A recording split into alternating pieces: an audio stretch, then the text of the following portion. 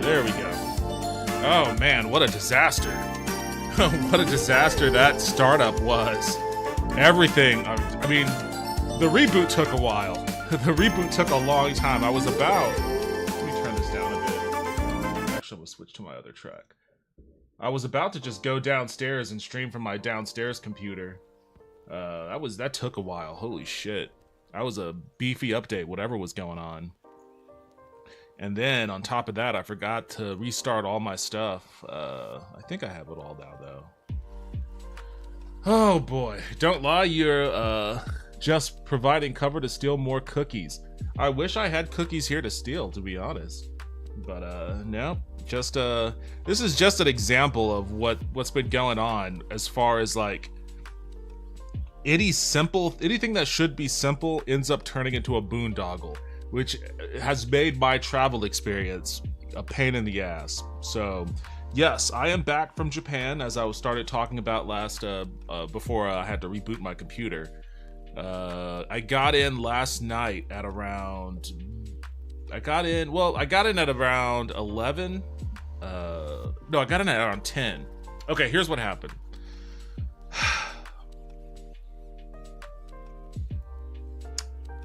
So... You know what? I'm just gonna do a little recap of the entire trip from start to finish. I'm not gonna talk about all of it because I do plan on cutting a vlog out of it. Yo, the CJH on YouTube, Fallout 4 just in time for World War III on Tuesday. I'm hoping the aliens save us. CJH, I have no idea what you're talking about. Welcome back to the stream, by the way. It's been a while. I have no idea what you're talking about with World War III on Tuesday. Do they schedule those things that far in advance now? I didn't catch that particular memo. But there's always, like, we've been getting World War III scares for quite some time now. Like, it's to the point where it's not like it's not possible, but I feel like it's very fear-mongering. And I know that there are revelations about Russia putting subs or sending nuclear subs to Cuba and all of that sort of stuff.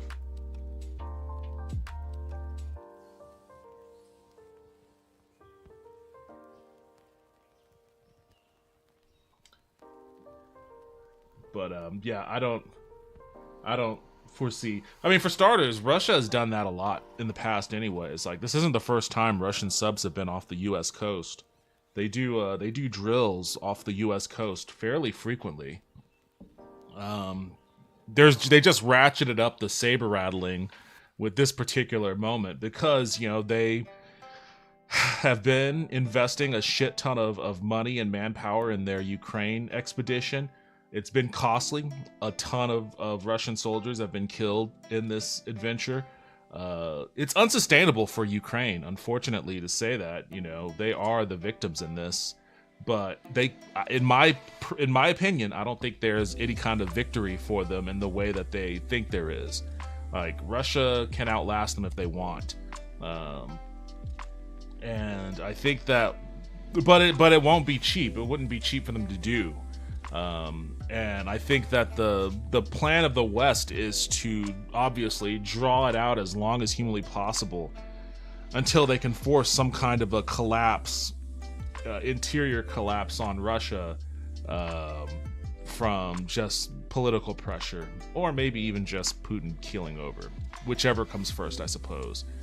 Ultimately, this is profitable for the war machine. Lockheed Martin makes a ton of money when missiles are purchased, regardless of what the outcome is. So they'll go that route. But you know, I could be wrong. I hope that I'm not, but I don't see it. I don't foresee it spiraling into like a World War kind of thing. I think Russia probably, like, I don't know. It's hard to say, but I just personally I don't buy into World War III fear mongering quite so easily, because people thought. I mean, again, it's not to say that it's not possible. But, you know, we had these fear-mongering things flare up when the invasion started. You know, when Russia first started lobbing missiles into Ukraine, started sending troops and tanks over, people thought that it was going to be World War III. Just a few weeks ago, when Israel and Iran were exchanging missiles and drone volleys back and forth to one another, people were screaming World War III then, but I just don't. I don't know. I just feel like that. I feel like the World War III thing is just fear mongering, in the sense that I guess if there was going to be a World War III, we're probably already in it. You know, we probably been engaged in it for ever since like the Iraq War, Part 2. You know, it's probably been that way, and you know, it just manifests in different ways. And just the labeling of World War II is used to like scare people into paying attention to, you know, whatever you want them to pay attention to, news media or whatever the case may be. So I just don't. Yeah, I just personally don't. Oh shit, I got all blurry. Why the fuck did I get all blurry? There we go.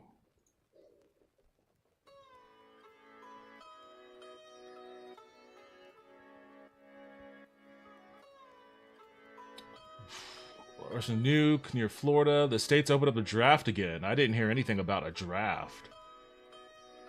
Are you sure about that? I feel like I would have definitely heard something about a draft.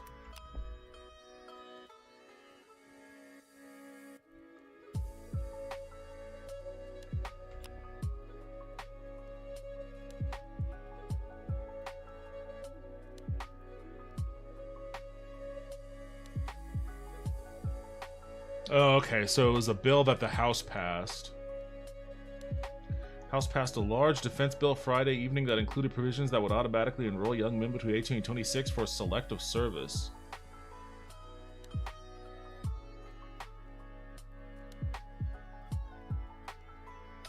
Automatic registration would place the coming of age tradition that all 18-year-old male U.S. citizens experience when they get a card in the mail from Uncle Sam informing them that they're required under a threat of criminal penalties to register for selective services. Support the legislation framed it as more efficient and cost-effective method. By using available federal databases, the Selective Service Agency will be able to register all individuals required and thus ensure that any future military draft is fair and equitable. Okay, so it's kind of like a preamble to bringing back the draft. But I still don't think, like, even this preamble to bringing back the draft, I would be surprised if it did pass the Senate, to be honest. But I mean, there is literally zero appetite in the country for bringing back the draft, but then that's never stopped Washington from doing whatever they wanted to do anyways. Wait, what is this? Oh, okay, that's what I had open. Speaking of foreign entities, how was Japan? It was. I mean, okay. Hold on, let me catch up on the chat here, and then I'll get into my Japan thing. Care about NATO says they don't care about ceasefire. They'll care. They'll care when they need to care, and they need to care right now. So obviously, a lot of the conversation is just dick measuring between all sides. So I don't know. I wouldn't put too much stock into what NATO is saying publicly. Welcome back. Yo, what's up, Vince? How you doing? How's your night treating you? Ironically, that was after that was announced, we started getting the UFO news again. I don't know what the UFOs deal with nukes. It's like aliens done with our BS. I mean, the alien stuff is also a distraction. I know that you have a particular affinity for UFOs and whatnot, but in my view, it's just jingling the keys in one hand, so you're not looking at what's going on in the other.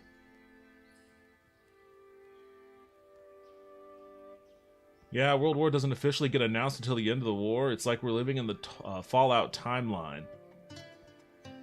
Yeah, I don't think it'll be like that. I mean, there's been such a heavy emphasis on cyber warfare more than anything else. I don't think it'll ever... I think the likelihood that it'll devolve into something that dramatic is I guess shouldn't say slim, but I don't think it's like super likely. Yo, dog, yo, Joyker, welcome back to the stream. How are you doing? Hope your night is treating you well. Okay, Japan. All right, I'm gonna do this briefly. Well, maybe semi-briefly, because I do want to try to cut a vlog. I got a lot of media, and I started writing a script that I need to finish writing. I want to have like an edited travel vlog piece, not too dissimilar in structure to like Conan O'Brien's travel episodes, but you know, less comedic. There was something. Okay, so first and foremost, the origin story of this trip was Lauren, who has been on this stream before. As a matter of fact, let me see.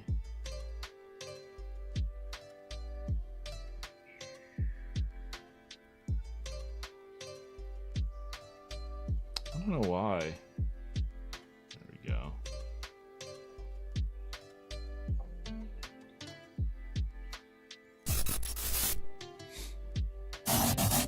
So many years ago, Lauren and I talked about. We talked on stream. We did a movie review over Brittany Murphy's The Ramen Girl, and then after we talked about that movie, we just started watching videos of random like street food in different Asian countries and ramen shops in Japan and all of that. And so we talked about that for a while, and then we talked about the idea of like going to Japan together and like just having an adventure. That was like a couple years ago at this point. Yeah, 2 years ago. So what ended up happening is that she decided that she was going to go to Japan this summer. I guess it's not technically summer, but it's summer adjacent right now. She was going to go back to Japan. She had work interests that brought her there, and I asked her, "Oh, when are you going to go?" And it just happened to be the week of my birthday. So I said, "You know what? I think I'm gonna go to Japan with you. I think I'll go there and meet you there and celebrate my birthday in Japan." Lauren is fluent in Japanese, so I was like, "You could be a de facto tour guide for me." And she was excited about the idea. She was like, "Yeah, that sounds great."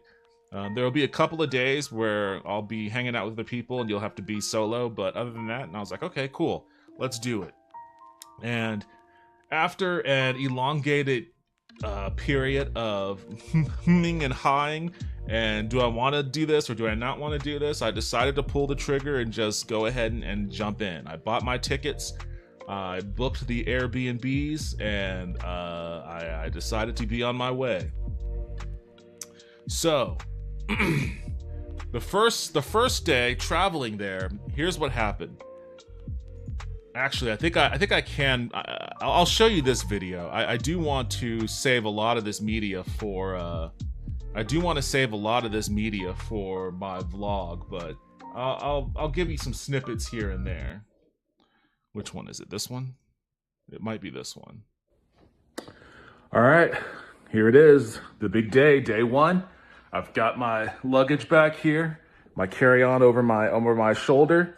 This is going to be the first leg, Austin to LAX, and then after that, By the way, this is 5 in the morning that I'm shooting this right now. My flight out of Austin didn't leave until fuck, what time did it leave in the morning? I think 8:20, I think is when the flight was. But I always get to the airport early. So, and it's a good thing that I did it this day. Hour layover, and then 11 hours to Tokyo. I'm nervous as all hell. It's been a long time since I've had a flight like this. I was a kid the last time I made this journey. So I've developed, I don't know how or why, but I guess in my creeping into my later ages, I've developed a little bit of something akin to travel anxiety. And I get it when I go on long road trips by myself, but I'm definitely feeling it now. This being the first time in 25 years that I'm making such a long trip, and I'm doing it solo. I'm not much of a traveler in general, let alone a solo one. All of my previous travels have either been with my family or a work junket with my coworkers. So I'm definitely working through some nerves right now. Hopefully by the time I get to Japan, everything will be cool. The excitement will kick in, the nerves will fade away. But for right now, my stomach is roiling, waiting for my Lyft driver to show up, and then I'm airport bound. So, I've got the ladies over here. Suki is by the back door over there. Oh, there she is. Hi, Suki. They don't know what's going on right now. Gabi is over there somewhere. They don't know what's happening right now because usually this is sleep time. So, they will have a sitter. They will be well taken care of. I will be, hopefully, I haven't slept also. You'll probably tell by my eyes. I haven't slept. I tried, but I guess the combination of my natural anxiety and the nerves kept me awake. So my plan is once I board the plane for the 11-hour ride, I'm popping a melatonin and a Benadryl, and I'm just sleeping as much as I can through that flight. So cross your fingers that works for me. And that was my alarm going off there. So here's what happened. Shortly after I shot that video, the Lyft driver came, and I got out and I put my shit into his car, and immediately, right away, the dude got lost in my neighborhood. Like, he couldn't even get out of the neighborhood. He kept taking the wrong turns, even though his GPS was clearly telling him, take a right. He would, take a left or inexplicably go straight or something. And, I was like, what is going on here? This guy's supposed to get me to the airport, and he doesn't even know how to follow GPS out of a simple neighborhood? And my neighborhood isn't complex. It's just a grid. You turn into it, and then it's just a grid, series of grids. So I don't get why he got lost, but I had to, step by step, tell him where to turn to get out of the neighborhood. And eventually we got out, and I was like, oh boy. This is the first sign, your first clue that things are not gonna go quite your way on this trip. So we pull out, we're driving down the main street we're gonna turn to get to the highway that takes us to the airport. And at 5 a.m, there are just police lights everywhere. There's an ambulance and a fire truck, and they're all blocking the street that we need to turn down to get to the highway. And there's a crazy accident. I don't know how there was an accident on this desolate, isolated country road at 5 a.m. The fact that 2 people would happen to be in that area at all at that time is pretty remarkable, let alone the fact that they would find themselves, physically colliding with one another. But they just so happened to be there blocking our path. And I was this close to telling the Lyft driver just to drive through it, but I didn't need to tell him. He did it anyways. And I was like, yes, let's commit some crimes together.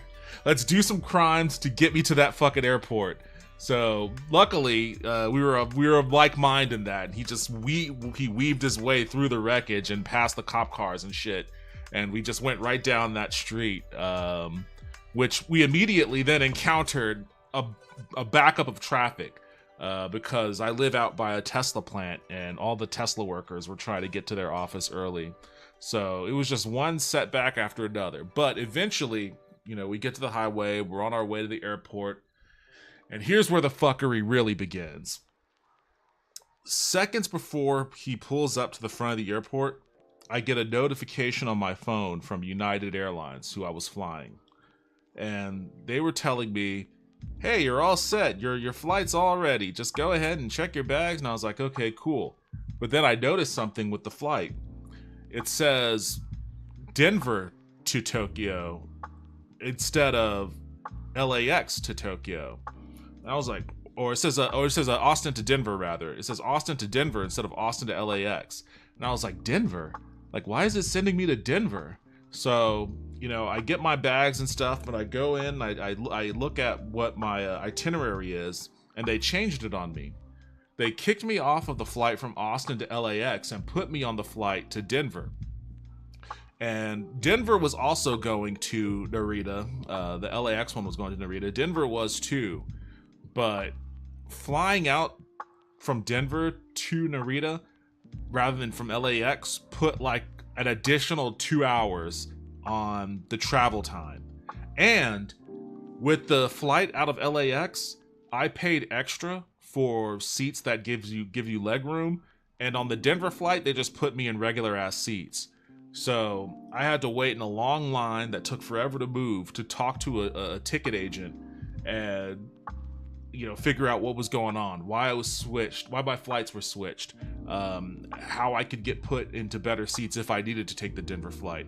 It turns out I did need to take the Denver flight because I was trying to get put back onto the LA one, but all of the seats were booked. And I was like, how is it that all the seats are booked for me when I bought the fucking tickets like 2 weeks ago, and I even paid to upgrade my seats?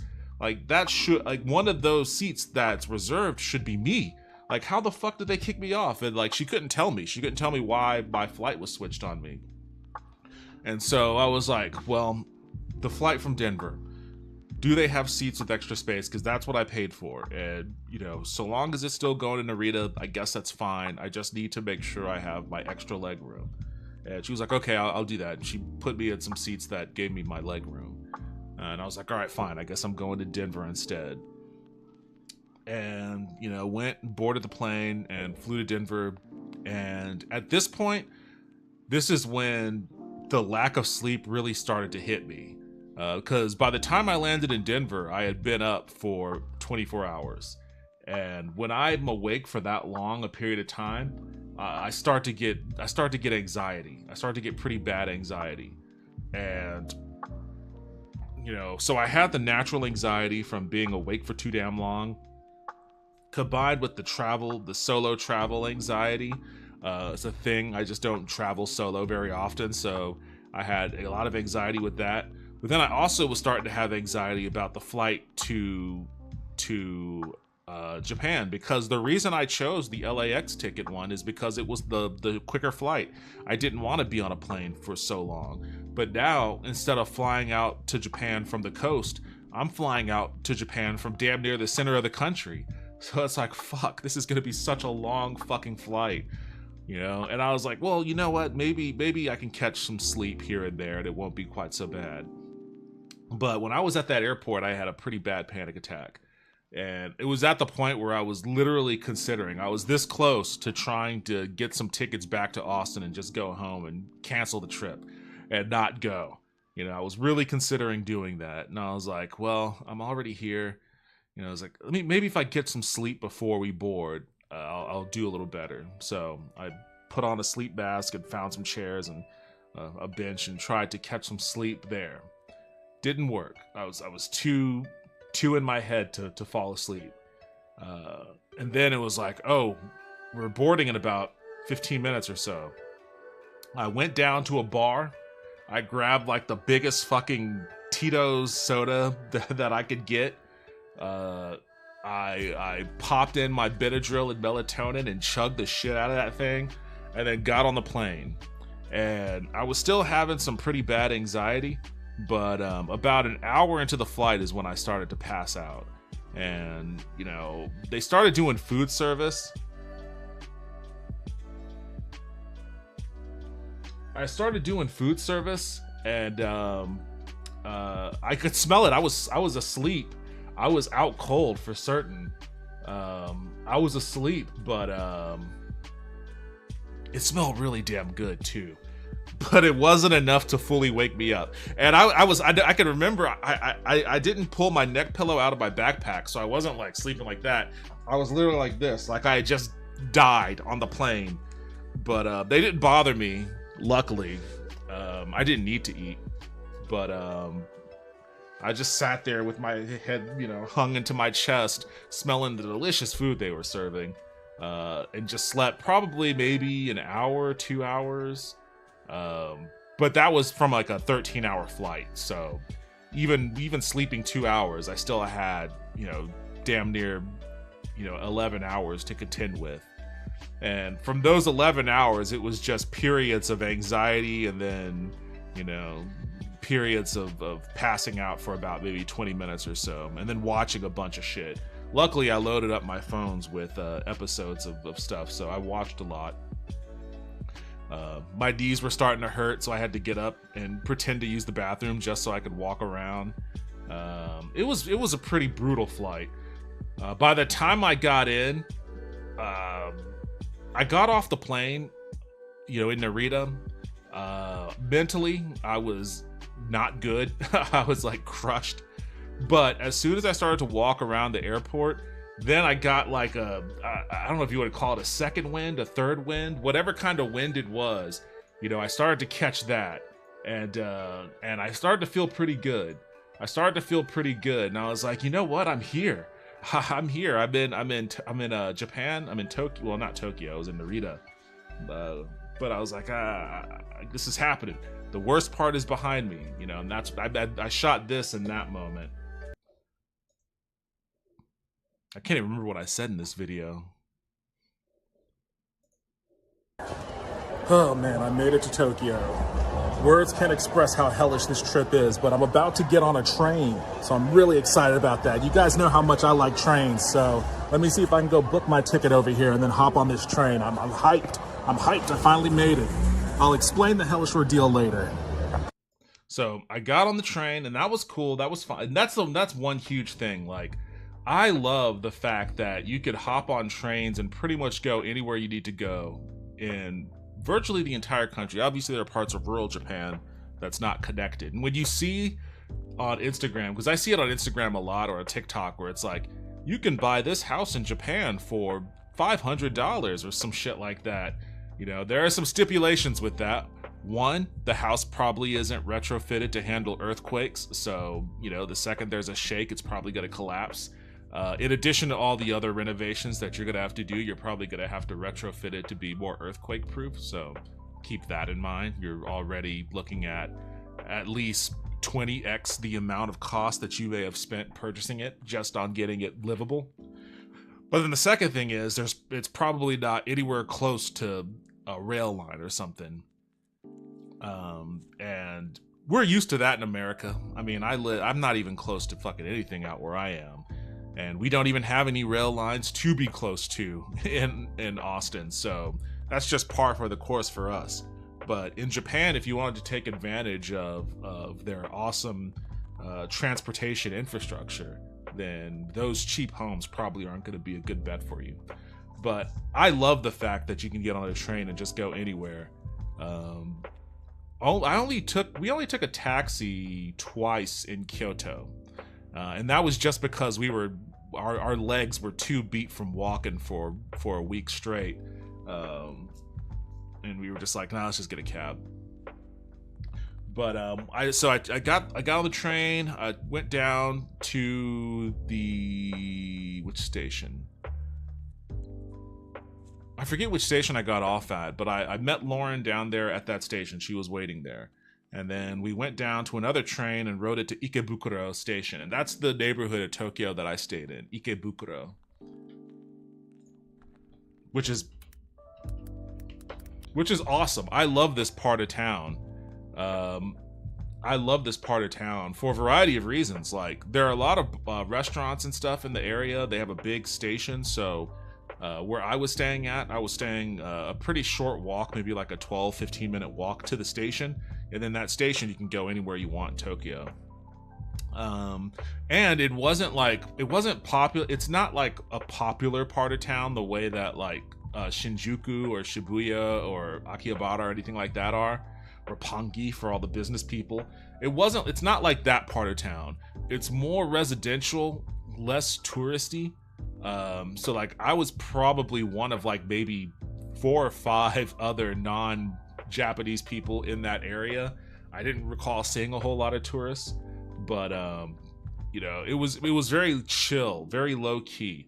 When you go to Shinjuku or Shibuya, it's just like, or Harajuku, it's just people, so many fucking people, you know. And I found out, that's one of the things I found out about myself there, is that I don't like being around that many fucking people. Like it wasn't my jam. Up and coming Ikebukuro is known for the Sunshine City complex. Oh, I did some shopping there. Sunshine City is like an American mega mall, basically, like what malls used to be. It's just like 4 stories of just like stores, and then in the middle there's like this stage where they have like performances and stuff. It was pretty weird because it doesn't look like a mall on the outside. On the outside, it just looks like there's actually an aquarium in there, and on the outside there's a sign that says like Sunshine City Aquarium. And when I went there, I was like, wait, I thought I was going to do shopping. Is this like an aquarium or something? But there's a billion stores in there. It's pretty neat if you like American style shopping malls, I guess. I got some of my sister's stuff from in there. With diverse shops, an aquarium, and Sunshine 60 skyscraper and observation deck. Did not do that. Indie stores for anime and manga dot the surrounding streets, and cosplay fans hang out in Nana Ikebukuro Park. I did not see that. In fact, I didn't really, now that I think about it, I didn't see a lot of anime or manga shops there. There are a lot in Ikebukuro Station, but I didn't really see a lot walking around on the streets. But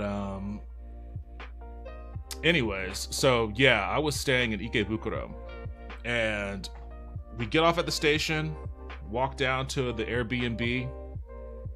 I grab the key. I'm trying to unlock it, open the door, and for some reason the key just doesn't work. And then Lauren tries it, and she's struggling. The key doesn't work. She tries to call the Airbnb person, and they're not answering. And I'm sitting here struggling, and it's like, of course, we get all the way up to the front door after the entire ordeal that I've dealt with to this point. All the way up to the front door, the fucking thing isn't even opening. So I was like, no, this is gonna work. There's some trick to it. I just have to figure out what it is. And after jimming with it for a while, I did manage to unlock it and open the door. And I was like, oh, thank fucking God. All I want to do at this point, I've been ostensibly awake for almost 48 hours, I guess. I've had a couple of naps here and there, or I guess I guess I've been awake for about maybe 32 hours. And I was like, I'm just gonna shower and go to bed. It was about 9 at night. And Lauren wanted to go eat dinner. She was like, do you want to eat dinner or whatever? I was like, I just don't have the energy for that. I need to sleep. So she went back on her way, and I started getting ready to shower when the last little indignity, the last little bit that hit me for that day, for my travel, my commute there, my experience commuting there. I go to open my suitcase. So before I left Austin, I had my friend come here. She was gonna look after the cats while I was away, and generally keep an eye on my house. I was like, okay, cool.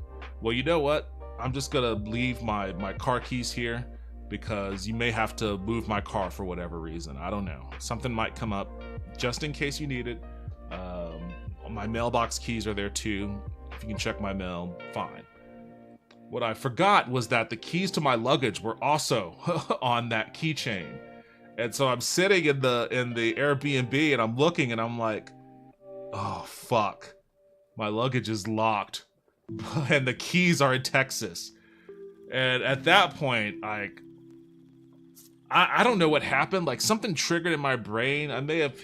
I should have probably just shut down for the night, but I was more determined than ever to figure out a way to get to my suitcase. I was about to go to the Family Mart and get scissors and just cut the damn thing open. I was like, I'm just gonna rip this suitcase open. But then I was like, wait a second. Zippers are pretty flimsy things. Let me try this. So I took a pin and I just, you know, it exposed the futility of luggage locks to me. I'm not advocating that any of you guys take this information and go do nefarious things with it, but you take a pin, you just apply a little bit of pressure to where the teeth interlock, and that pin will just pop that zipper right open, and then you just pull it open. That's all I had to do. I just pushed the pin right in there, the teeth open, and I opened my suitcase right up. And then since the teeth were still interlocked where the lock was, all I had to do was pull that back over and it zipped it right back up. So it didn't matter. It ended up not mattering that I left the lock because I could just open my suitcase with ease anyways. So once I figured that out, I took my shower and passed the fuck out at like 9 p.m., which was the earliest I'd gone to bed since a child. You know, so that was my first day. That was my first my travel day. The experience back was much worse, but you know, maybe I'll get into that some other time. My time in Japan was awesome though. Like, you know, Tokyo day one, walked around. It was really beautiful. Like, it was great weather. You know. Yeah, we went to, this is the top of a department store where they have a bunch of restaurants on the tops of their department stores, and we were looking for one. I wanted to eat here, but Lauren is like ghost white, and she was afraid that sitting out here was gonna torch her skin, which she was probably right, probably would have. So we ended up going inside and getting ome rice, which is pretty damn delicious. I think that's just me looking at the menu. A lot of this footage I shot is just meant to be like B-roll. B-roll for the, oh, this was fucking good as hell. So this is just like a skinned tomato with Japanese mayonnaise on it. And I don't know what they put in Japanese mayonnaise, but that shit was delicious. And this tomato, like, it's just a tomato. But I like tomatoes in general.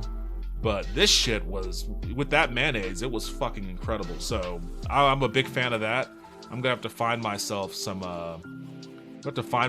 Japanese mayo so I can replicate that. The omi rice itself was also delicious. I got a Western. I was so fucking hungry at this point because I didn't really eat anything during the travel day. Like, I had one meal on the plane, and then I had like a convenience store tonkatsu or something like that from Family Mart right before I passed out. So I was starving at this point, and I looked for the omi rice that looked like it had the most hearty food on it. So this was a beef stew one. So it had chunks of beef, it has potatoes and onions, and then it has the omelet over the rice. That's what ome rice is, omelet rice. So like, I got that shit, and it was amazing. I loved it. And it was hearty enough for me to engage with the rest of our day, where we went to Meiji Park, which has, you know, shrines in it. We did some stuff there. I'm not going to show you guys everything. And then we went to Shinjuku a little bit. I think this was Shinjuku. This was either Shinjuku or Harajuku. I know that this part here was Harajuku. Yeah, this is Harajuku. I don't know why I fucked with the camera orientation this way. Doesn't make anything any easier for whoever's gonna edit this, but yeah, we walked. There's a shit ton of walking. Went to Harajuku. Later on that night, we met up with some old friends and went to Shinjuku. This is when I went to the metal bar. We went and had dinner at Yamachan, which is like Japanese wings, Japanese chicken wings and shit, which was pretty good. Lauren didn't like it at all. She was not satisfied with it, but I thought it was all right. So we did that. Met up with some friends, went and ate some wings, and then we went to Afroventus in the community was the one. I think it was him. It was either Afroventus or it was Lynn Ratman. I can't remember who, but they mentioned God's Bar. Like, they said I had to go here, so I was like, all right, well, let's hunt it down. So I did. I tracked down God's, and I was like, all right, let's see what this place is all about. And it is tiny as fuck in there. It is like most bars or restaurants are small in general, especially for someone of my size. But when we walked in there, it actually reminded me a lot of like an Austin bar. It was like Sidebar or something. It was cool. Like everyone was awesome. You know, there were a lot of foreigners there for sure. But you know, it was a pretty cool joint. I wish I had gotten more footage of it, but again, by this time, this was probably 10 p.m. at night, and we were constantly monitoring our steps to see how much we've walked, and at this point, we've walked about 27,000 steps. So we were wiped out, or at least I was. Lauren does this shit every day. She's walking around London all the time, so she was more used to it than me.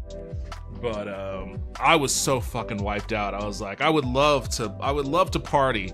Believe me, I would love to fucking just get shit-faced, but I can barely stand as it is right now. Which bums me out because, like, you hear about how Japan is such like a party place, you know. Oh, Japanese people love to drink and all this sort of shit. And I think throughout the course of my entire time there, I only had like 3 drinks. You know, I didn't do any drinking at all. In fact, I might go out and drink tonight here in Austin just so I can fucking have one. After yesterday, I definitely wanted a drink, but I'd been up again for nearly almost 30 hours and just didn't have the juice for it. Hence why I slept for 14 hours today.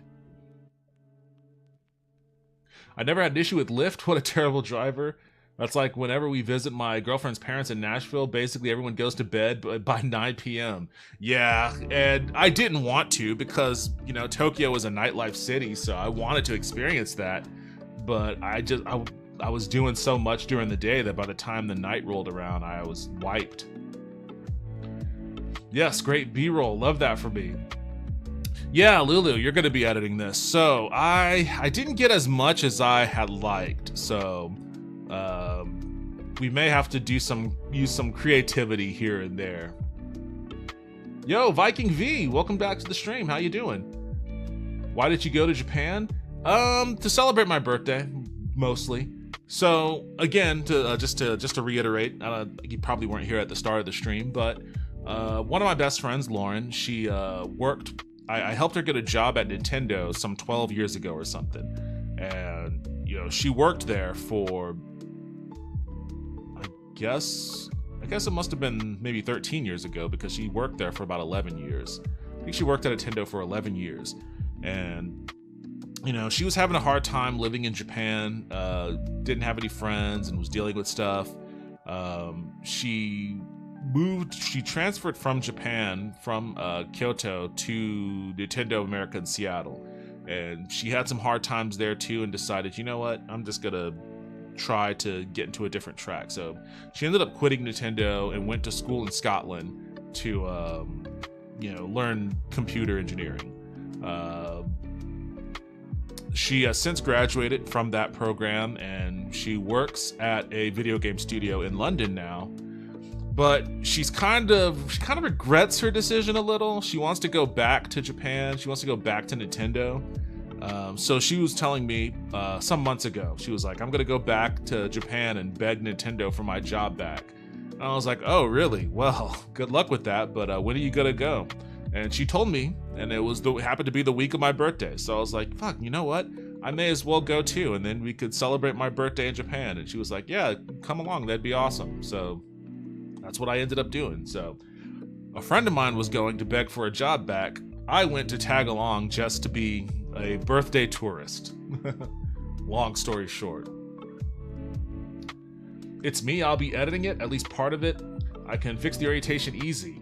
Awesome. Well, you have access to the folder, and I think that's all. I'll have to check, because like I wasn't taking my footage on the phone I was using to communicate. I have a separate iPhone that I was taking all this shit on, and I think I transferred everything to my drive, but I'll check again here after I'm done streaming and make sure it's all in there. But once I finish writing the script for it, I'll meet you in person somewhere and talk about, you know, what I'd like to see from it. Gods reminds me of Plush, the one on the corner between Elysium and Swan Dive. Yeah, I remember Plush. I don't think I've really ever been in there, but I certainly remember, remember that it was right there. I don't know why I never went in there. Oh man, I'm getting hit with the ACAB. I know, Suki, I didn't do anything to deserve that. Oh yeah, and we were in the department store, and I saw this store or this clothing line or whatever called Plantation, and I just couldn't help but chuckle. I had to have a laugh. Plantation, and Lauren and I had a discussion on whether or not like they understood some of the implications of that, but I was amused by it nonetheless. I wish they made stuff my size. There were some clothes I saw that looked pretty awesome, and if it was my size, I definitely would have gotten it, but you'd be hard pressed to find any Japanese person that's my size over there. There were a lot of tourists, and the only people there that were my size were like German dudes. So like whenever I saw somebody that was, as big as I am, it was always like some German guy.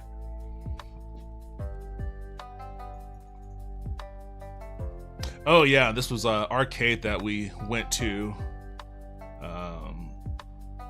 It was a pretty big one, but honestly, wasn't that impressive. Their selection wasn't that impressive, but it was still a cool place to kind of hang out.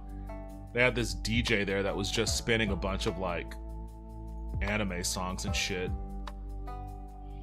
Well, their connotation isn't as spicy as ours. Yeah, exactly. That's why like you come across something like that, you have an option, You could either get super offended and angry about it or whatever, or you can just laugh. And it was much easier for me to I didn't get offended or anything. It was just funny. Because I definitely know that the context isn't quite the same. I don't even remember shooting this. Oh, I think this was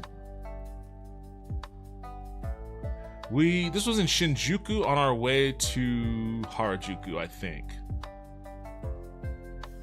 All the back alleys, man, I love the back alleys in Japanese cities and stuff. They just, for starters, I was shocked at how I didn't really see any homeless people. And I don't know why that is exactly. I feel like there's probably a nefarious answer for why you don't see any homeless people, but for whatever reason, they just weren't around. And all the streets were really clean too, which is also kind of shocking because you can't find any garbage cans anywhere.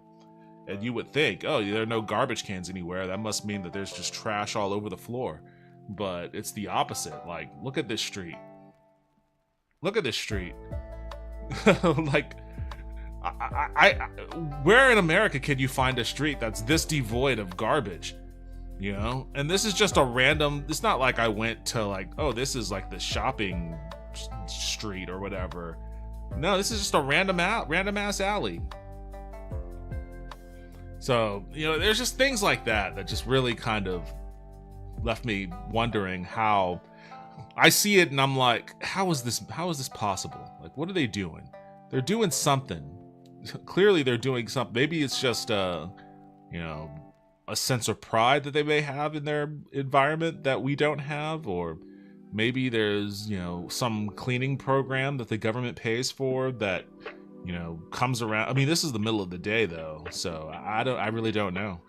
I don't know what it is, but whatever the case may be, I didn't really see a great deal. Every now and then I might see something on the floor, but didn't see a great deal of garbage, and I think I may have seen one homeless person in a subway tunnel.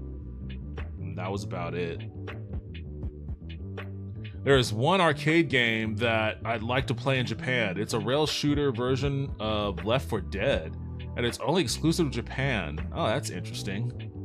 I wonder why it's... I mean, I guess arcades are more of a... Well, no, not really. I was gonna say, I guess arcades are more of a thing in Japan than America, but arcades have made a comeback in America a little bit. Like, boozy arcades, at least. There are at least 3 boozy arcades here in Austin that I can think of. There's probably more that I just don't know about. So this is what it's like to see the world from up here. You can see so far. Yeah, that's another thing, is like, it's funny how much I like just completely and totally tower over everybody else in front of me here. Like, okay, well in this shot I'm standing on top of like a stairway. So like there's I'm not literally this much taller than I'm literally standing above them on top of the stairs on this one. But in like the other one, I think it was the Harajuku one. Or maybe this one, yeah. Yeah, the camera is probably chest height for me here. Maybe a little bit above my chest, but not too much further. But yeah, that's the view from up here for all the shorties in the chat. If you ever wanted to know what it was like, if you ever want to know what my viewpoint looks like at a concert, this is what it looks like for me at a concert. I never have a bad seat. I'm standing in the very back here. Like, I'm in the very back, so I'm not in anyone's way, but clearly nobody's in my way either. I have no idea what's going on here, by the way, because Lauren and I were trying to figure out how to get back to my Airbnb. We exited the subway station from the wrong exit, and when we did, we just happened to pop out in front of this. And we were like, what is going on? And these dudes in suits were just like flipping around all over the place. Like, I don't quite know. And there's obviously music playing and stuff too. I just have it muted. But people were into it. Like, look at the crowd they gathered. People were fucking into these dudes. And they went on for a while. They were doing some crazy acrobatics. But everyone was super fucking into it. Oh, and then the dogs. Just apropos of nothing. Just some cool dudes. Just a couple, just a trio or quadro. Is that what you say? Instead of a trio, a quadro? Never thought about that. Just a quadro of cool dudes here chilling with their glasses. They were hot though, because they're furry dudes and it was hot as hell out there. Was that day 1 or day 2? I can't even remember. Oh, day 2 we went to the Team Lab art exhibit, which was pretty fucking awesome. We went to Odaiba to go. What is this? I'm here with Lauren. She doesn't want to be on camera. Hi, She's gonna wave off camera. I have body dysmorphia. That's fine. We just took a monorail. We are at what is it? Where are we? Shintoyosu. Okay, yes, we're going to the Team Lab. Where's that? There it is. The Team Lab Planets art exhibit, which looks pretty awesome. So I've got to ride a monorail for the first time, which is pretty exciting. There's a lot of train travel going on today so far, so I'm pretty stoked about it. But let's go explore the rest of this island. Oh, I see it right over there. Yeah. I don't know if you can see it. And there's also a giant Gundam around here somewhere too, so I think we're gonna get in on that. Yes. So we went and we did the Team Lab stuff, which was pretty awesome. I'm not gonna show you a whole lot of it because it's just an art exhibit, but this will be part of the vlog as well. And then we had dinner at a really good. What did we eat? It was like a Korean barbecue place. Where I had one of the 3 drinks that I had during my time in Japan. One of them was here. And then we were seated at right next to the window where we saw like the giant Gundam.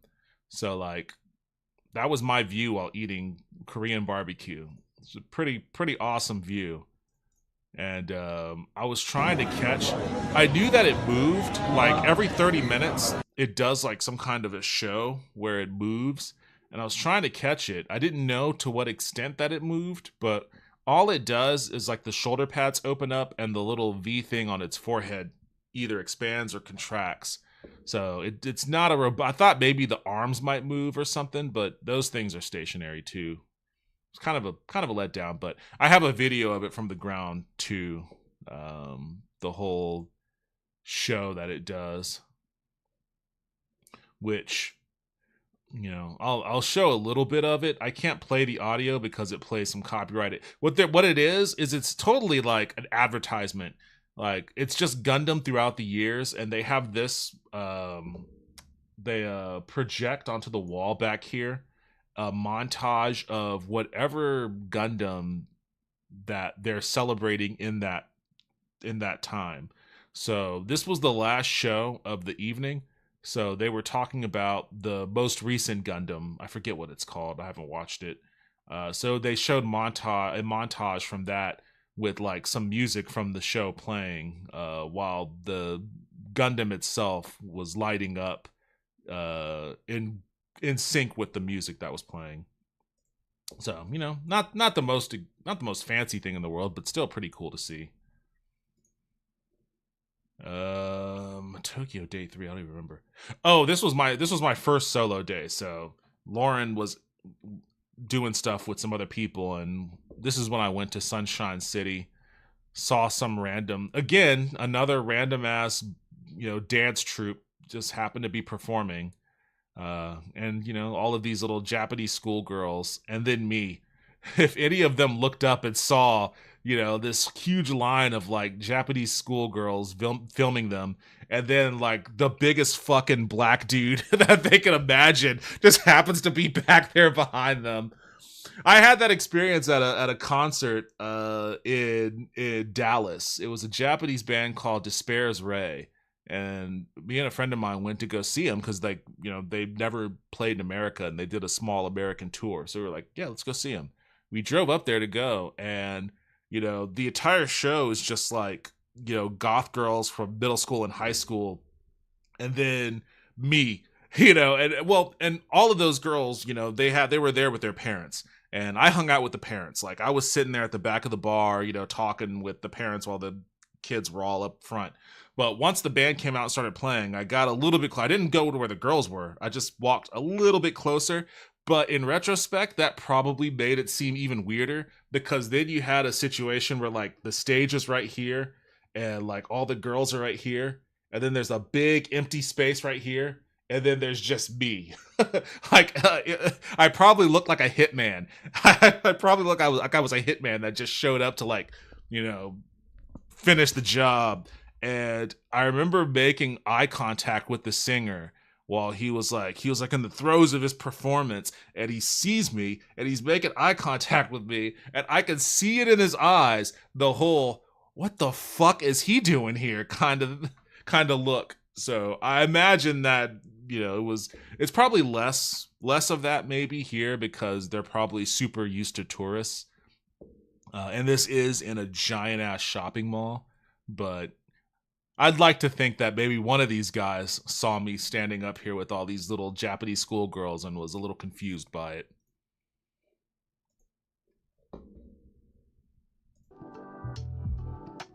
It's Gundam Unicorn. Oh, okay. Gundam Unicorn. Okay, I'll have to check that out. I used to like Gundam, but I haven't been following it in a while.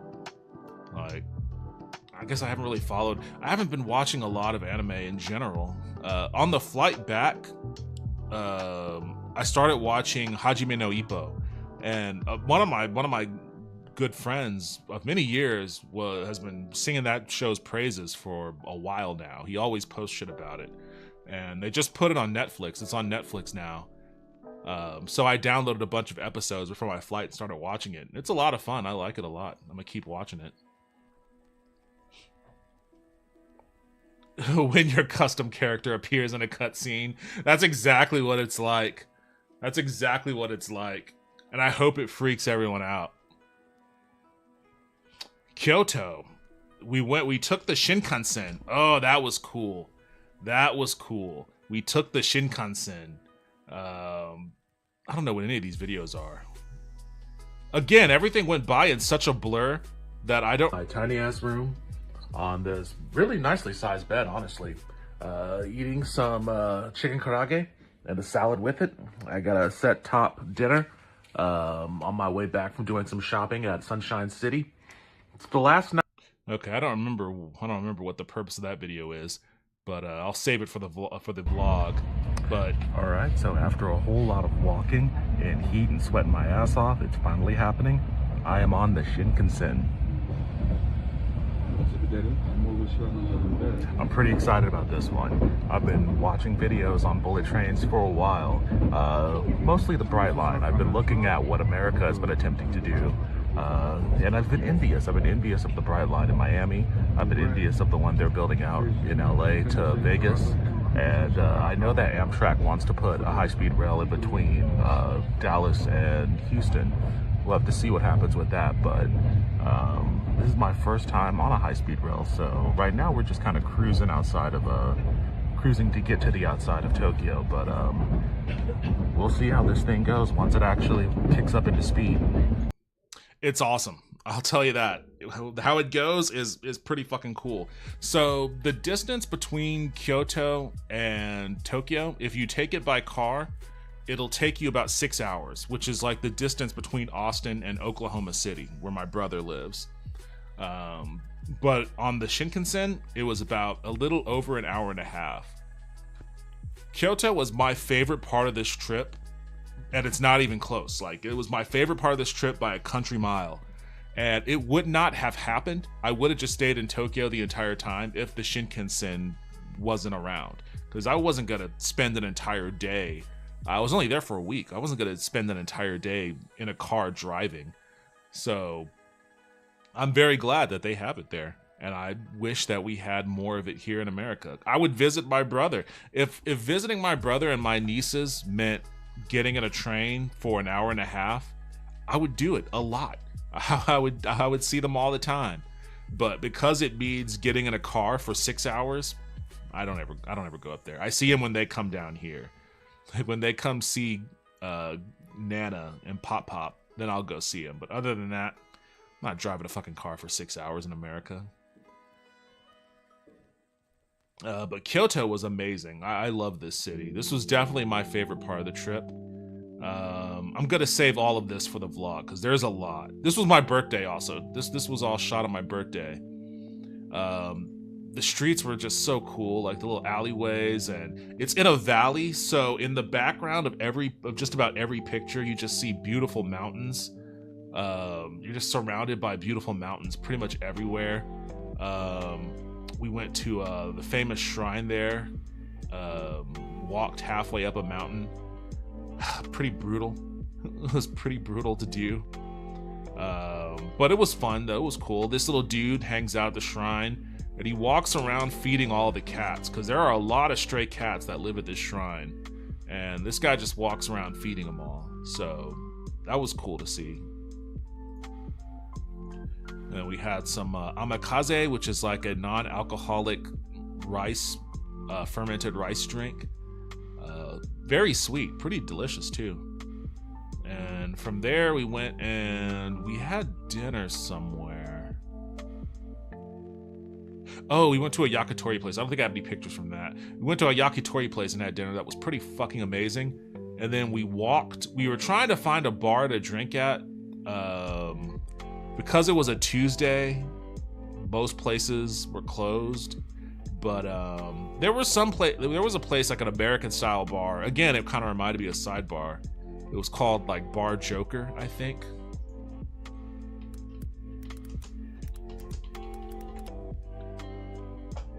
Yeah, this place.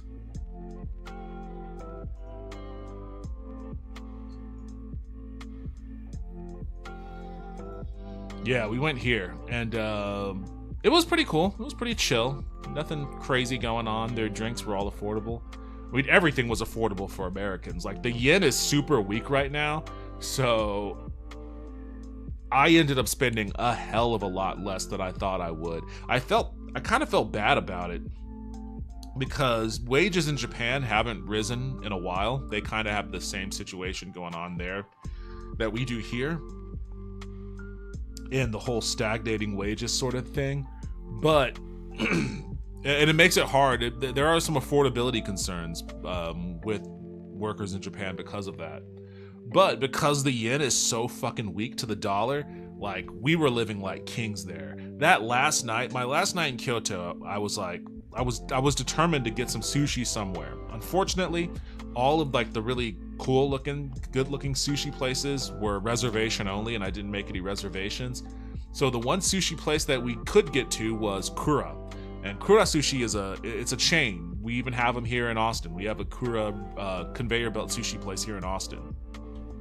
So, you know, I was kind of bummed that was the place we had to go to, but I made myself okay with it in my mind. I was telling myself, hey, this isn't Kura in Austin. This is Kura in Kyoto. So it has to be better. There has to be, you know, really good, unique stuff. And I was right. It was better. And there was some unique stuff on the menu here.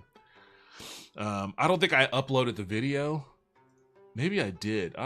But Lauren got me to try natto for the first time. Wait, that's Tokyo. I don't know if I uploaded it. She got me to try natto for the first time, which, you know, I didn't upload it. I'll have to that's one of those videos that I'll have to upload after. Pretty fucking disgusting, in my opinion, but I did it. I did it. But at Kura Sushi in Kyoto, I know I went to Kura in Austin with Lulu and her husband not too long ago. I can't remember what the bill was on that, but in Kyoto, it was. I feel like it was north of 50. I may be mistaken, but I feel like it was north of 50. In Kyoto, we had 23 plates that we pulled off of the belt because we were starving and we were determined to get our money's worth. We got 23 plates that we pulled off the belt, plus we had about 5 specialty orders, plus I had 2 beers and she had some drink. And our total cost was $28. Like, my mind was blown. I was like, really? For all of that? Just 28 fucking bucks? I was like, all right, well, shit. I guess we didn't exactly stretch the bank account there. It was my last night in Japan, so like I was trying to get rid of the extra yen that I had, and I thought for certain that was gonna do it, but I thought for certain that, you know, that was gonna fucking knock all the remainder of my yen out, but no, it didn't. it didn't at all. It was really goddamn cheap, and really goddamn good too.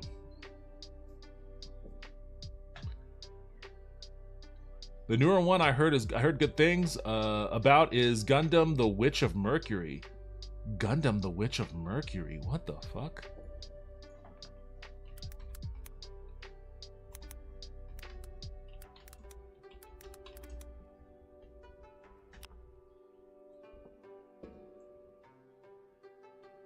Okay, cool. It's on Crunchyroll. You know what? I'll probably add it to my list and watch it at some point. I used to be really big into mecha anime, and then I just stopped watching it altogether. I don't know. I wonder what changed.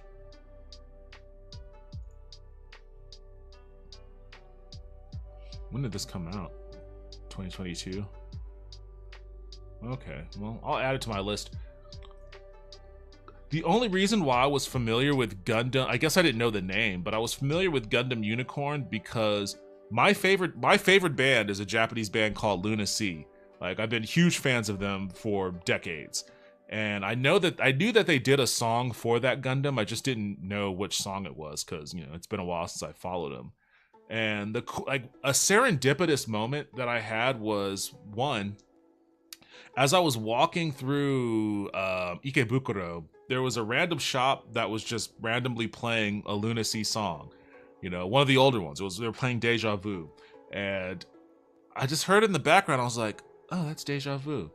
And for all the years that I was obsessed with that band and, you know, wanted to like see them live and all that kind of shit, it was kind of a surreal experience for me to be walking and then just suddenly randomly hear it, you know, in the background somewhere else. Like, that would have never happened anywhere else but there, I guess. And of course, I mean, they're a Japanese band. Why wouldn't it be? But, you know, there are a million Japanese musicians that could have also had songs playing at that time. And it just seemed serendipitous that, you know, that that happened to be playing as I was walking by. The other thing was the Gundam show itself, because again, I didn't know that they were going to be showing like a montage or anything like that. So as soon as the show starts and the lights go off and the Gundam starts to light up, I start hearing Luna Sea playing, and I'm like, oh shit, Luna Sea, they did a song for Gundam? Like, oh wait, I knew that they did a song for Gundam. Are they gonna play the whole ass song during? And they did. Like, it was like, it's probably the closest I'm ever gonna get to seeing Luna Sea play live is sitting in front of the giant Gundam while they play that song, you know. So that was also really cool. It was also a really cool moment.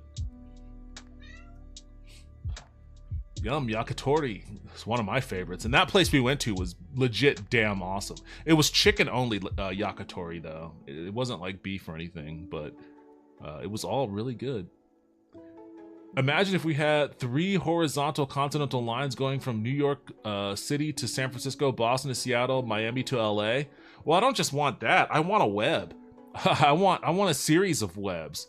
Like, we need to have Austin as a central hub in Texas with a light speed, with a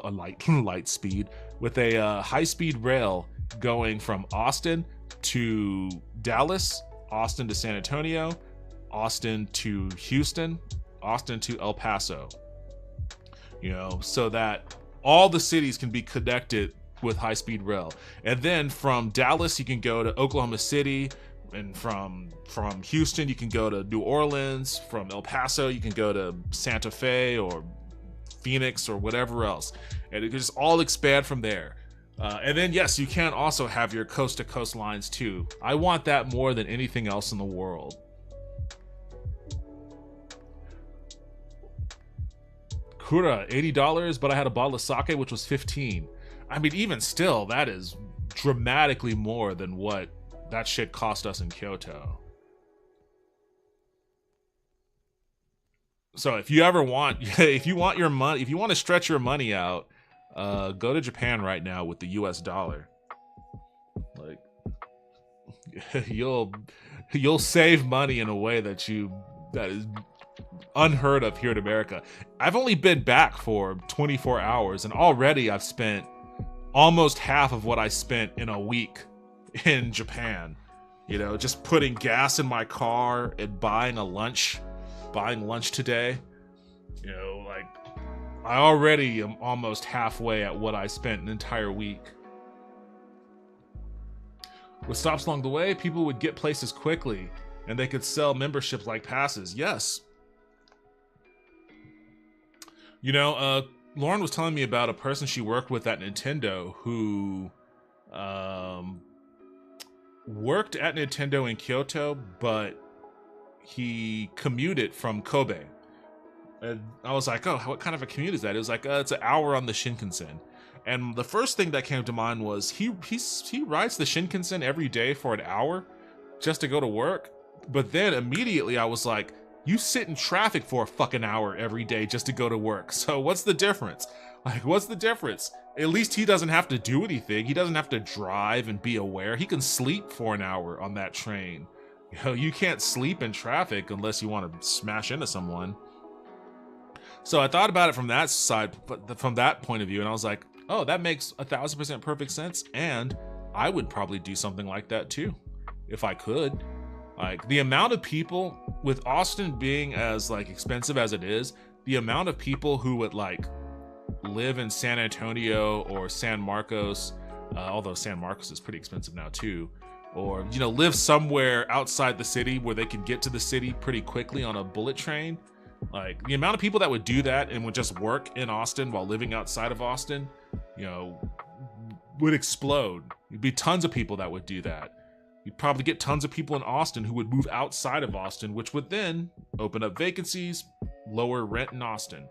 And in addition to, you know, you're growing the economies of all of those areas that these people actually do live in. You know, so the people that would move outside to someplace east of Austin, you know, those towns they live out there will start to see more revenue, and people would go to those places more. I would probably go to Fredericksburg more often than I do, which is like once every 4 years or something. I would go to Fredericksburg more often if, you know, I could hop on a train and be there in about 40 minutes. That would be awesome. And then people would build stuff up around there too. It's just dumb. It's just so dumb to think about. That's the thing. Like, I keep hearing stuff about, oh man, Japan, they live in the future. It's like, no, Japan doesn't live in the future. You just live in America, where we, like, this train system that I'm so enamored with has been in existence since the 70s. Like, since the 70s, you know? Like, it's not new, and it's not fancy, and it's not like high tech. It's not the future. Actually, quite the opposite. I was really struck? I was really struck by how in the past so much of Japan feels. Like, I guess retrofuturism is probably a word that I could use to describe the dichotomy between the high-tech aspects of Japan and the antiquated aspects. There's a lot of fax machines still around. There's a lot of faxing. Payphones. Payphones are still a thing. Phone booths. I think I took a picture of a phone booth in Kyoto. Just because I saw it, I was just like, that's a phone booth. I haven't seen one of those in ages. Well, I guess I didn't upload that. That's another something else I need to upload. But like, there's just, and then the Zima. I posted that on Instagram. I think that may have been day one Kyoto, actually. I posted that on Instagram where, like, Zima is still a thing in Japan. Like, you can go to a bar and order one of those. Zimas haven't existed in America in 20 some odd years, but you can still get a Zima over there, you know? And then, of course, there's also just the fact that, you know, particularly in Kyoto, there's just a lot of old architecture that's still around, and you could walk down these ancient streets and see all this sort of stuff. And, you know, it's a weird combination of like the old and new. It does have like a retro-futuristic vibe that I like. I was enjoying, you know, the atmosphere of it. But, you know, the train thing, that's just a function of America just being completely fucked over by, you know, Firestone tires and, you know, oil companies and shit. That's an elongated rant for another day, though. I think my favorite Japanese musician is Lin Inaizumi. I'm not familiar with that person. What style of music? Unicorn is a part of the main universe, but there is so many offshoots it gets hectic. I feel like that's always been Gundam, though. I feel like Gundam has always been bombarded by offshoots, which is, I think that's probably a part of why I stopped paying attention to a lot of mecha anime, cause like, it just got a little bit confusing for me. And I didn't know, I didn't know which ones to pay attention to. Like, I didn't know which ones were good. Like, the last Gundam that was like, somebody was like, oh, this is the new Gundam, it's good, you should watch it. I was like, what? I guess it was Gundam Wing. I watched G Gundam and I liked it. And I guess maybe, I don't know if I liked Gundam Wing, actually, now that I think about it. I think that's when I stopped paying attention to Gundam, because I didn't like Gundam Wing. And that was a fucking while ago. That was a long ass while ago. Suki, yep, she meowed at me. She was angry about something I said. And you waste money on gas, car maintenance, and traffic. The funny thing is, so like, obviously they have cars in Japan. I was walking down, I went to the Nintendo store in Kyoto. I walked down to the Nintendo store. It was like a 45-minute walk from my Airbnb, but it gave me an opportunity to see a lot of the city, and it was beautiful. I loved it. It was a great walk. I passed by at least 4 different mechanic shops. None of them had cars in them. It was just dudes standing around. Like, I was like, huh. Like, in America, I guess depending on where you are, you might have an empty mechanic, but it would be on like the outskirts of the city or something.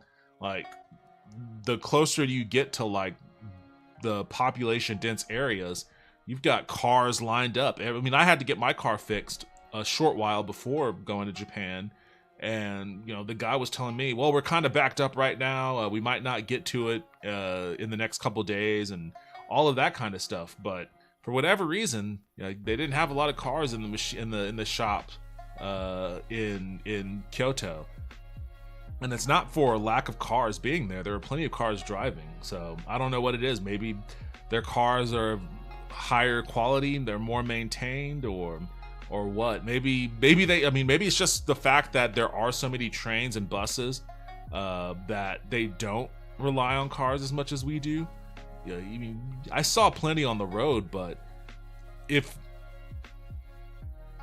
public transit in Kyoto looked like how it does in Austin, then there would be so many more cars on the road. And I guess maybe then you would start to see those mechanics fill up. So yeah, that's probably what it was. I was just not used to seeing so many mechanics in like a densely populated, you know, urban area just sitting around doing nothing. I wanted to shout to them, "You got time to lean, you got time to clean." Oh, but it was already clean. Like everything else in this fucking city, it was already clean. Like everything was clean. So what else can you do but lean? With a train ride, your ETA is almost exactly the same, guaranteed. Yep, that is also very true. You're safer and you're spending much less money. I'm genuinely convinced better infrastructure is being tainted by elites because they want to drive inflation. Well, I mean, they don't want it's all profit hunting. They don't want the trains to take away from all of the profitability of everything that involves the automotive industry. Whether it's tires, because Firestone was a big lobbyist against expanding railways back in like the 1930s and shit. But whether it's tires, or whether it's the glass that gets manufactured for windshields and windows, or the plastics that's used to create the upholstery on the interior of the car, or the oil industry obviously plays a huge role in it too. Like, all of these different little sub-industries have an interest in trains not existing, because when trains don't exist, then the profit margins of those industries gets cut in half or more. And then what do you do? And a part of it, from a legislative standpoint, from a governance standpoint, is the fear of what happens to the people who work in these industries. You're gonna have a lot of layoffs, right? Like, all these people who their livelihood relies on cars being a thing will suddenly find themselves out of work. And what do you do about those guys? Like, we're just not gonna have a whole industry of people that suddenly find themselves without a job, right? We can't do that. So that was the impetus behind crushing building out trains and shit, which obviously was a crucial mistake from my point of view. She has a bit of jazz and soul. Okay, I'll have to look her up. You'll have to shoot that name to me again later on. I don't usually dwell too deep into jazz or soul, but her voice is really alluring, and a mixture of the composition is pleasant. What era of music is she from? Because you say jazz and soul, and I'm thinking that she's someone from like the 70s or 80s. Automotive, Department of Transportation, oil industry, they all make way too much money. This is something they would kill over. Oh yeah, absolutely. Current. Oh, okay, interesting. I wasn't expecting that. Current. Oh man, okay, so yeah, I can't even remember where I left off. I think I was talking about my day 3, for whatever reason. I mean, it was Tokyo day 3. Oh, and day 3 in Kyoto, I finally went to a Sento, a Japanese bathhouse.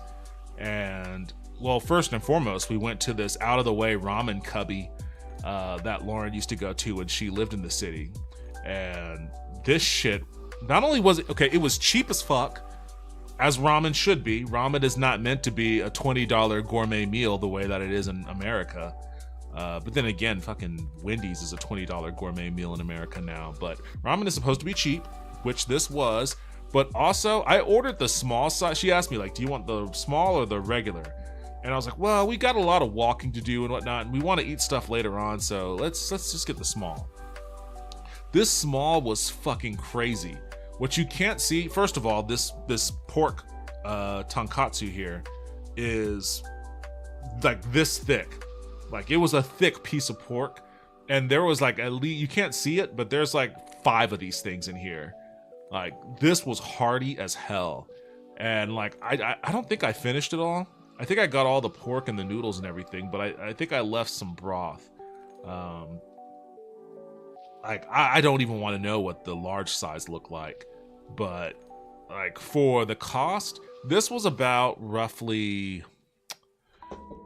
oh, what was it? Let me see. I have to bring up the fucking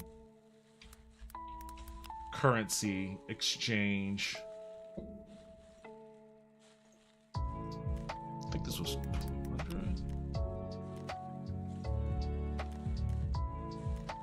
Yeah, this was 1,200 yen, which translates to $7.62. So for this incredible, like, it was delicious, incredible, filling, hearty, tasty bowl of ramen, I spent $7.62 on it.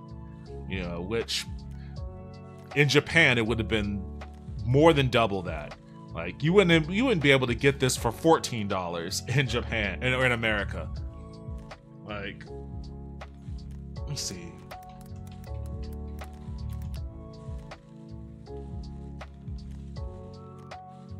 And again, this is also a function of the yen being so weak.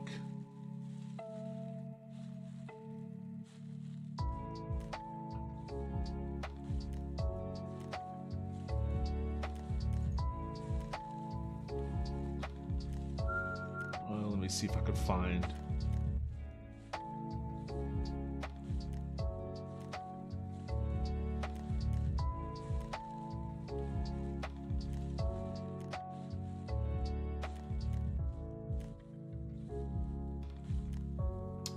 Okay, so ramen Tatsuya isn't that much. I mean, it's more. It's almost double, but it's $12.50. It's $12.50 for their normal bowl. If I wanted to get the amount of meat, though, because I know how much meat comes in the OG tonkatsu ramen at Ramen Tatsuya, and if I wanted to get the meat, let me see. Where's the extra chashu? Extra chashu. God damn, they charge $4.50 for extra chashu. Holy shit. Yeah, that's like an additional fucking $4.50, which, you know, puts it at about $17.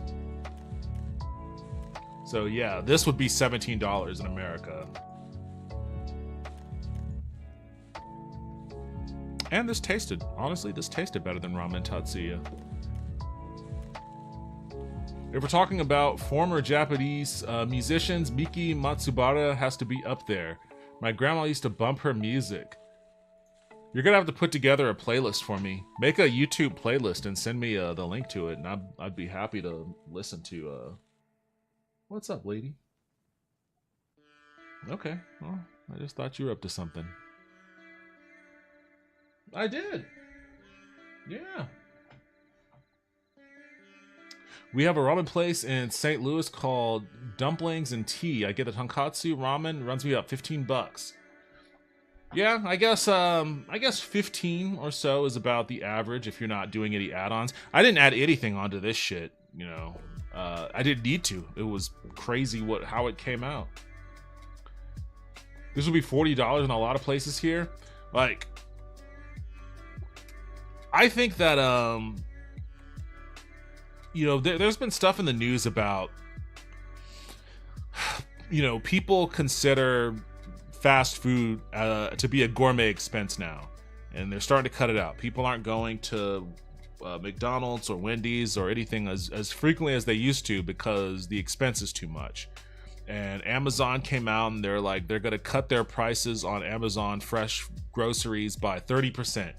which means they could have always cut it by 30% and still make a profit. So that's just an admittance that they were price gouging by 30%. But they're going to cut it by 30% so that they can lure people back. A lot of the expense that we're talking about is just frivolous profiteering. Like, a lot of these people aren't living on the margins. Like, oh, some of them are. Like, it is tough to maintain a restaurant, like that's why restaurants come and go so quickly. And especially if you have prime real estate in Austin, then you're paying prime real estate rental prices. So, that is a factor sometimes, but honestly, most of the time, it's just price gouging. I can get a couple of hams for $40. I was exaggerating a bit. Well, only a little bit, though. To me, fast food isn't gourmet. It's kind of a staple depending on your time available restaurants. Yeah. Well, it's not about whether or not it's gourmet. It's just, it's about the pricing. Like, is it priced to be gourmet or is it priced to be fast food? You would think if you're spending, $15, $17 at Wendy's, why spend that at Wendy's? Why not go to Red Robin or something? Go to a fast casual place and get a better burger for that same cost. Like, there's no difference between the cost of a Wendy's burger and the cost of like a Red Robin's burger or a Chili's burger or whatever. Whatever local fast casual place might be near you. Like, if it's all the same, then the only difference is whether you're getting it in a bag from a drive-through window, if you're going inside and sitting at a table. So, I think the idea is, we're gonna eat at home more often, make use of all the groceries that we're overspending on. And then in the instances where we do go out and eat, we're not going to waste that money frivolously eating at Wendy's or McDonald's when we can go to a better quality restaurant and, spend the same amount of money on better food. I think that's the calculation that a lot of people are starting to make.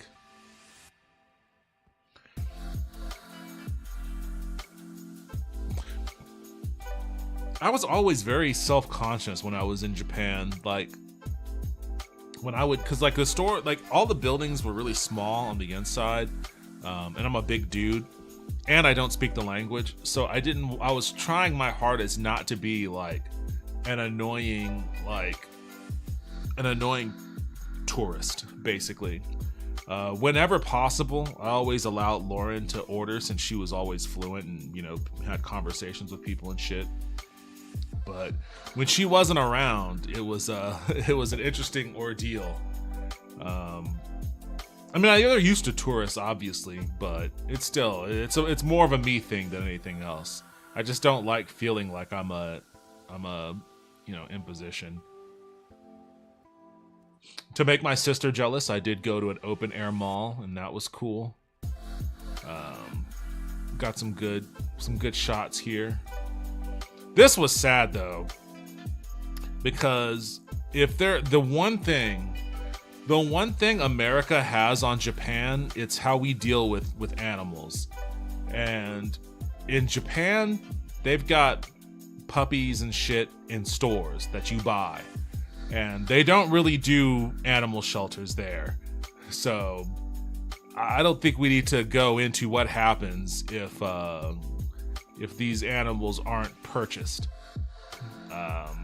It's a bummer. It's a real bummer.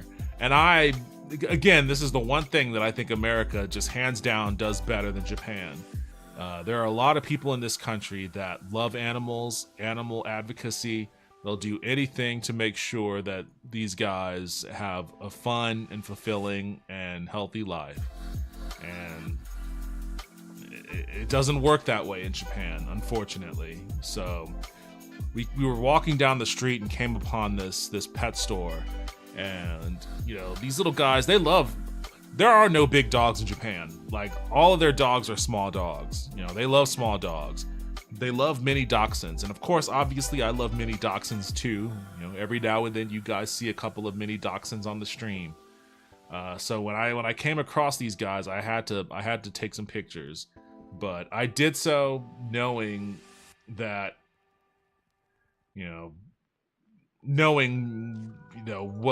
what happens, what is likely to happen. So that really bummed me out. I was sad. I was sad about all these guys, and there were some kitties too. I didn't get any videos of them.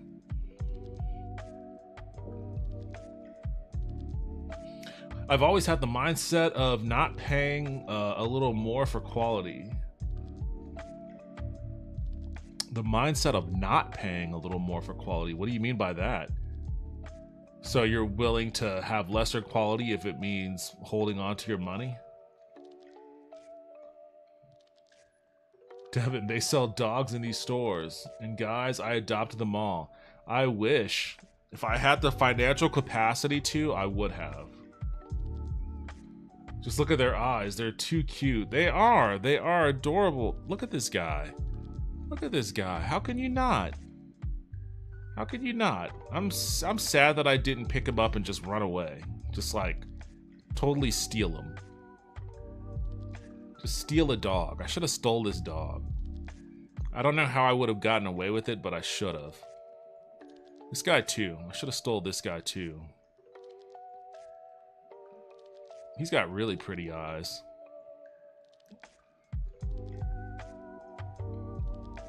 It's just a bummer. I'm starting to get sad again. I'm getting sad thinking about it.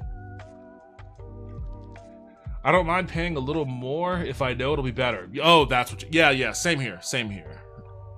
Depending.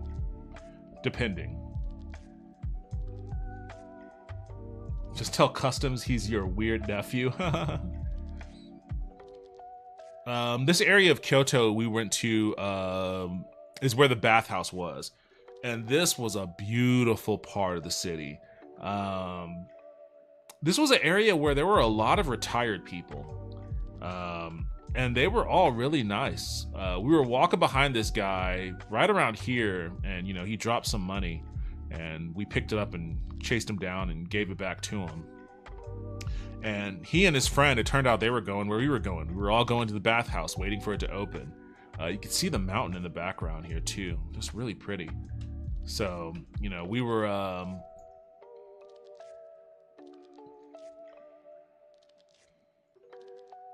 that's a lot of sky for Tokyo. No, this is Kyoto. This is Kyoto. And I'll tell you straight up, I prefer Kyoto a lot more than Tokyo.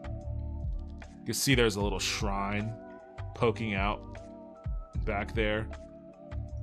They're not kidding when they tell you this city has a bunch of shrines. And then Lauren and I, we had the Japanese dude who we got him his money back. We had him take a picture of us in front of the Sento. So, this is the Sento itself. It was really pretty. Obviously, you can't take pictures inside. That would be super fucked up. But it was really pretty in there. The architecture on the inside was... I wonder if I could find pictures from their website. I think it's called Funaoka. Yeah, Funaoka Onsen. I didn't go to the outside part. I didn't go to the outside bath, which I should have. Oh, let's see. So yeah, you can see a lot of you can't really quite tell from... Can I not expand this shit? You can't really quite tell from this picture, but the wood is all really old but really well maintained. They have these really awesome reliefs that are up into the ceiling, and you can see this little battle scene here. I guess that's a part of the outside part that I didn't go to. A lot of the architecture was just really incredible. And the tile work on the inside too. This is in the area where you bathe yourself before you actually jump into the pool. It was just really pretty on the inside. And I knew it was gonna happen, but once I was in there, sure enough, like the old Japanese dudes, they were enamored with my size. Like one of them was like, "Oh, big, big." I was like, "Yeah, I'm a big guy," and like he was like, he was like, do you mind? And I was like, "No, not at all." He started like squeezing my arm, and he was like, "Oh," and I was like, "Yeah, I'm big." He asked me what sport I played, and I wasn't gonna give him an elaborate information. Like, you in America, people are like, "What sport did you play?" And I was like, "Well, I didn't play any sports. I mean, I played as a kid, and blah blah blah." Like, I wasn't gonna do all of that with him, so I just said basketball. He's like, "What sport?" I was like, "Basketball." He's like, "Oh." And it was fun. It was cool. And then he and his friends all started bragging to me about how old they were. He's like 80. I was like, 80? Like 80. I was like, "Oh, you're 80 years old?" He's like, "Damn, dude, you look good." And then his other friend was like, 82. I was like, "You're 82? Like, you guys are real proud of hanging in there. But hey, you know what? At least you have a good attitude about it." You know, they were real fun dudes. And then the bath was awesome too. It was really relaxing. That shit got hot. Like, I cooked myself a little too early, so I didn't spend a whole lot of time in the tub. But it helped my muscles though. My legs were sore as shit going in from all the walking. But when I got out, it was loosey goosey.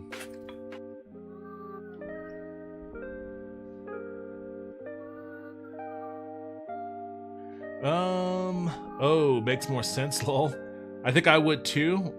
I mean, it depends. Do you like big cities? I've never been to a city like Tokyo before. Like, if you've been to New York or something and if you have some familiarity with like a highly populated area, then maybe it won't be that striking to you. But for me, that was my first time being in an environment like that. And in some aspects I liked it, but in a lot of aspects I wasn't feeling it. So it just depends on if that's what you're in the mood for, I guess. But Kyoto was way more relaxed, way more laid back, like way more chill, and much more my speed.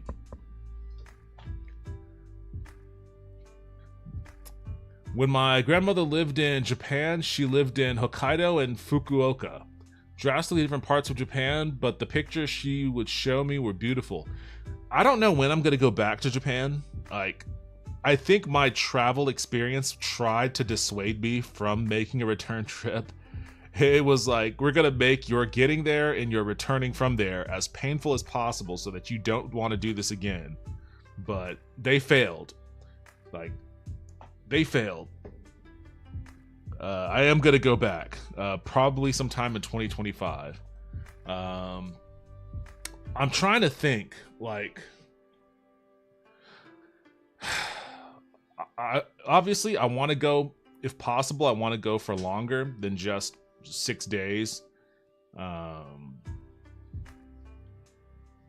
But also, I want to try to plan my trip around using the Shinkansen. So I think I want to spend some time in Hokkaido. I don't know how much time I want to spend in Tokyo. Personally, I would be okay with bypassing Tokyo, but if I'm gonna be going with someone who's never been before, I'll do a couple days in Tokyo again for sure. There's plenty I didn't get to see this time around, but I want to go to Hokkaido. I wouldn't mind stopping by Tokyo. Definitely want to go back to Kyoto, but I also want to go to Osaka. I want to go to Kobe. So those are the next 2 cities on my list, Osaka and Kobe. And then going back to Kyoto. And, Sapporo in Hokkaido. If you're going, wait, hold on. I missed some stuff. I'm sure it looks a lot different because most of these aren't very long after World War II. Just tell them that you're mixed martial artist, professional boxer, and actor Kimbo Slice trying to hide from the press. That's really funny. When I was working at GameStop back in like 2006 or something, there was some dude that came in and was like, "Oh shit, for a second I thought you were Kimbo Slice." I was like, "Kimbo Slice? What the fuck?" I think that dude died. And I think in Japan, I don't know, I may be more likely to find success saying I'm Bob Sapp. If you guys are familiar with Bob Sapp. I don't mind visiting cities, but I prefer more laxed places likewise. If you're going to Hokkaido, go in the winter. I do. I want to go to Hokkaido in the winter. That's one thing I've been told by a lot of people. I've heard Osaka is a beat-up city for expats.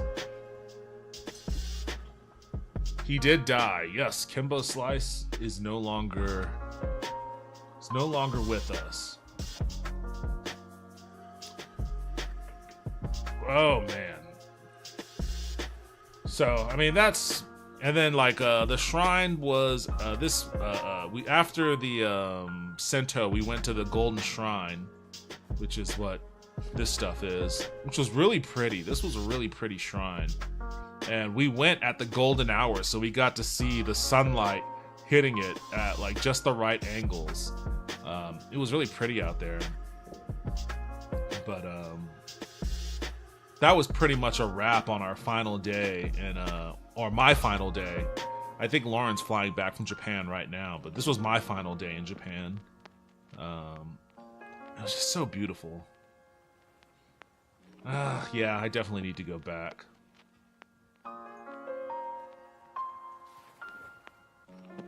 He did die. Old Kimbo is no longer slicing. That is true. That is true.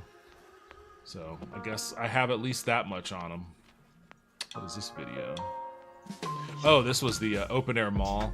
All like the food vendors and shit. And there was a lot.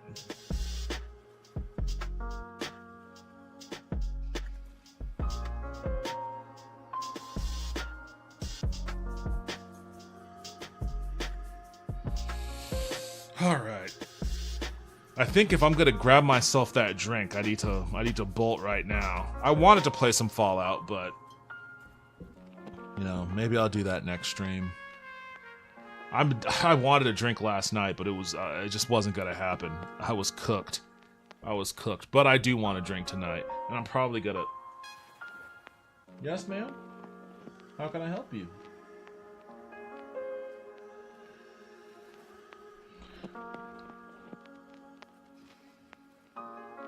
Just tell him a polar opposite actor like Conan O'Brien. That's funny. I didn't take a picture of it. I meant to. But there was actually like a statue of some dude that looked a lot like Conan O'Brien in front of one of the bathhouses. So I should have taken that picture. Yeah, my sleeping pill is kicking in. Lots more pet sitting tomorrow. Well, you know what? Thank you for stopping by and hanging out, Lulu, and everybody else, Taco, and you know, all the other people that listen to me rant or rave, really, just rave and glow about my trip to Japan. I appreciate it. I'm long overdue for a drink. Yeah, I guess I haven't been in the US since my birthday. My birthday was in Kyoto. So I'm gonna go get me a birthday drink here. Yolde O'Brien. I love Conan O'Brien. His travel episodes are amazing. Those are amongst my favorites.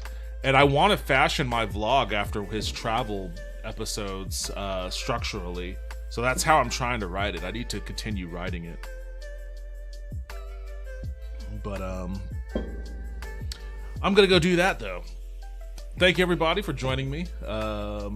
This kind of turned into like, you know, I came back from my trip. Let's look at my slides. Like that old-timey joke of, oh no, we gotta watch Aunt Patty's slides from her trip to Tacoma. You know, I kind of turned into that kind of a stream. Which, you know, I hope you guys were entertained by that at least. But, you know, what can I say? I'm definitely experiencing, like, I've traveled to plenty of other places before. And I get back to Austin and I'm like, all right, that was cool. That was fun. I liked it. I liked going to Mexico. That was awesome. I would love to go back. The beaches were great, you know, and going to Vancouver was really cool too. I enjoyed that. But Japan is different. When you get back to America from going to Japan, you are sad.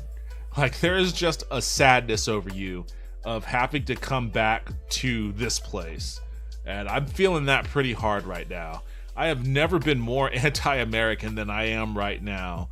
Having to be back in a city where I can't go anywhere without driving for 30 minutes. And, you know, everything is just hyper over expensive for no good goddamn reason. And, you know, the lack of services, you know, in addition to being able to live in such a beautiful place that has so many modern conveniences, they also have universal health care. You know, they have their healthcare needs taken care of for the most part. Mental health is a thing that, you know, the concept of it doesn't really exist in Japan, unfortunately. That's another area, I guess, where America is marginally better. We recognize mental health as a thing, even though we don't do anything to fucking help anyone that suffers from mental health issues. We at least recognize that they are when we throw them in prison or something. But in Japan, they don't even recognize it. So mental health issues are pretty... they're a real deal there. But aside from that, you know, you've got plenty of other wins in your category. And I no longer have access to them over here. Not that I had access to universal healthcare, but damn. It's just life in America. Life in America, I suppose. Oh yeah. On my way out, since I just happen to be having it up here, why don't you look at this Tanuki's giant balls? He's looking at you, he's smiling, and he's got his giant balls right here. See that? Look right there. Those are his balls. And he's happy to show them to you. And so am I. Healthcare universal, what kind of commie talk? Helping others is wrong. We should only look out for ourselves and put others down so that we can get ahead. Yep, that's the American way. That is the American way. Good night. Good night, Lulu, and everybody else. I will be back streaming on... I might do a Monday stream. I might do a rare Monday stream, but if not, I'll be back on Tuesday. So everybody take care.